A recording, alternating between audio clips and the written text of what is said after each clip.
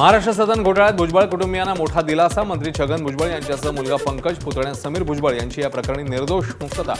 Predicate offence नसेल तर ईडीची केस उभी राहू शकत नाही, या आधारावर कोर्टाचा निर्णय. सिंधुदुर्गात भाजपचा तिसरा उमेदवार बिनविरोध. राजेश सावंत यांची वरवडे पंचायत समितीतनं बिनविरोध निवड. मनसेच्या शांताराम सादळे आणि ठाकरे सेनेच्या सुधीर सावंत यांची निवडणुकीतनं माघार. सोनं 4,300 रुपयांनी वाढलं. सोनं 1,55,000 रुपये प्रति 10 ग्रॅम तर चांदी 3,18,000 रुपयांवर.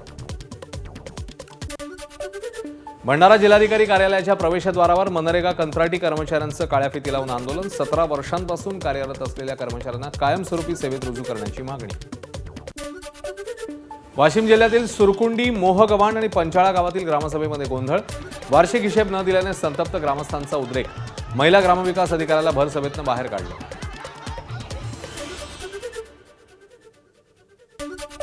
दिल्लीमध्ये पर्यावरण विभागाच्या कार्योत्तर मंजुरी पद्धतीला काँग्रेस नेते जयराम रमेश यांच्याकडून सर्वोच्च न्यायालयात याचिका.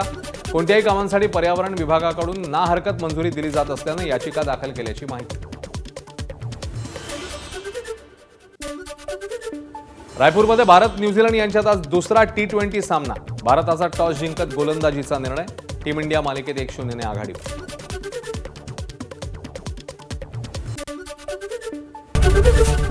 एबीपी माझा, उघडा डोळे बघा नीट.